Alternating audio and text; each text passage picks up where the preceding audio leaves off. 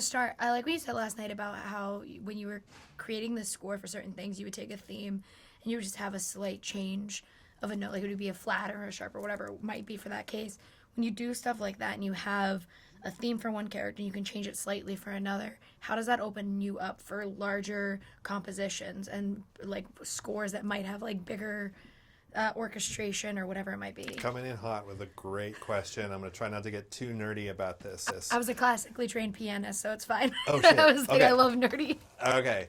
So yeah, to me, the importance of that, because, it's not just about being clever. In fact, cleverness is often the enemy of good storytelling and art. You got to keep things really simple. And if it doesn't work against visual, against animation, if it's not working in the story, you got to throw it out, right?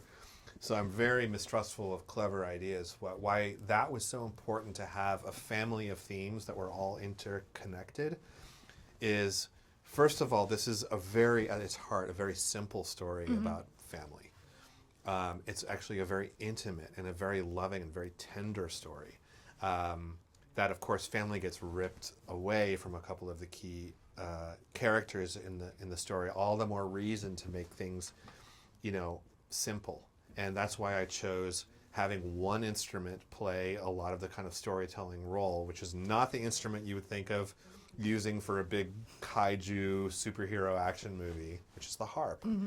Because of its ability to just kind of give people like a hug, to make people feel like they're part of this family, and that it was just something so precious and tender and lovely, so that when it's ripped away, it hurts. And then also the ability of the harp to, just by changing where the player has their fingers, it can go from sounding very Western to sounding like a Japanese koto when you play Près de la table, which is like fingers right next to the frame. So its ability to kind of keep things, to bring it back to the heart of the family, and the ability to kind of shift modalities of traditional Japanese to modern to emotional storytelling. And the idea of interconnecting themes was something that I've never had. I doubt I'm the first person to do it, but I'm not familiar with it being done before.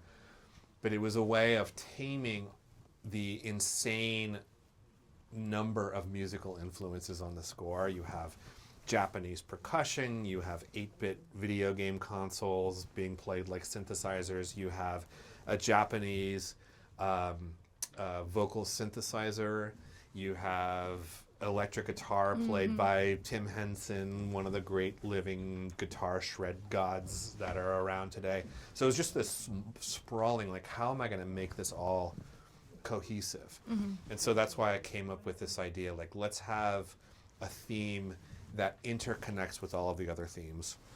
It's all about family. And let's have just the slightest change in that theme express these very different people, these different concepts, these very different roles within the family.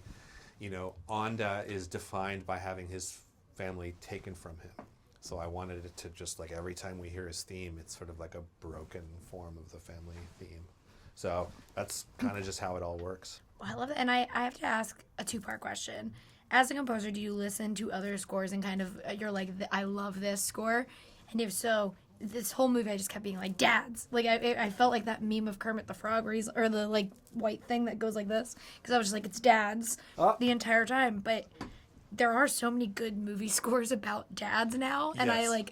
I often will listen to them if I'm feeling sad or whatever it might be. When you now are part of that lexicon of, like, sad dad scores. Oh my God. Do you... I am part of the lexicon of sad dad scores. Is there, like, a sad Achievement dad unlocked. score that you were like, this is good, I love this? It's such an interesting question. I hate to say no, because when it comes down to it, there's an unfortunate thing about referencing too much other scores, especially in the form of temp music. When you start a project, you have no choice but to be dealing with other scores that are being dropped into the edit in an early shape. So I feel an intense, as much as I respect other composers, in fact, it's because I respect them so much, I don't want to be drawn into imitating them, that I have to kind of just, like, not listen to it. And in many ways, because we're all ripping each other off, what I try to do is I rip off the people they're ripping off, which are not film composers. I'm going back to opera, I'm going back to Wagner, I'm going back to, I'm going back to vaudeville. So I try to rip off people that I try to wait. How do I phrase this? This is grammar. I'm not good at grammar. I'm trying to rip off the people that they're ripping off, basically, so that I'm not doing it intentionally. That said, I mean, there's some great composers out there that I really love. I mean, Johnny Greenwood is like pretty crazy, and all the standards. But I wasn't directly influenced by any of the other genre you just created of sad dad. It's like this, sad dad. It's like this, Interstellar. There's a lot of them. It's sad Ooh, dads. Interstellar might have been in the temp score, actually. Sad dads. Yep. For my last quick thing, I know I always like asking composers this because it's impossible for them to answer it. Because it's like asking for your favorite child when you're like, do you have a piece of music that you created that you liked more than the others? But with a movie like this, that it is all very tied together, was there one piece of the score that when you figured it out, you're like, I'm very excited I figured this portion of it out? So that's a great question. I can't answer that because it's not about a favorite, but what was the one that unlocked the score for me. So I'm sorry, there's two. It's like you have twins, right?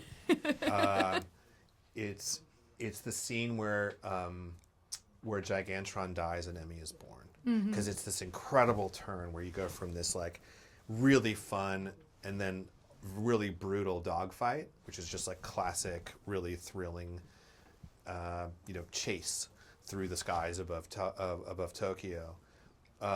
You go from that to all of a sudden realizing that this monster you thought was an it is a she. She is a mom. She is dying to protect her child.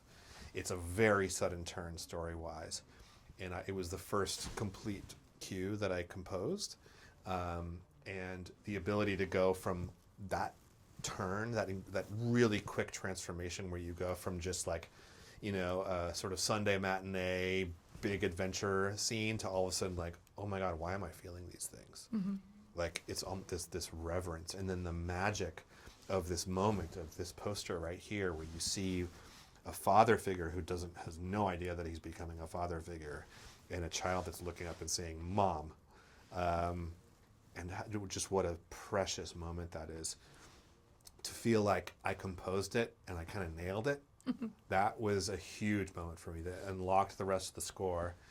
And then going back, which I did much later, but to the opening scene of the film after the prologue where you see mother, father, and Kenji, making ramen, watching a baseball game. I was like, that's the only time we see the family together. And it's all about family, so I have to get that right. And that has a big turn in it too, because I want the music to just be this hug, to just welcome you into that really lovely scene. And then all of a sudden, Gigantron is coming, and you see Onda, and he's looking terrified. And we know later, I have to set up the fact that Gigantron is about to kill his wife and daughter. And then I bring it back to be like a loving family scene again. And I was like, oh my God, how am I going to do that? How do I go from this A to B back to A again in just a few seconds? So getting those two scenes right, it was like, okay, I'm not a fraud. I think I can do this. And yeah, those were definitely the big ones for me.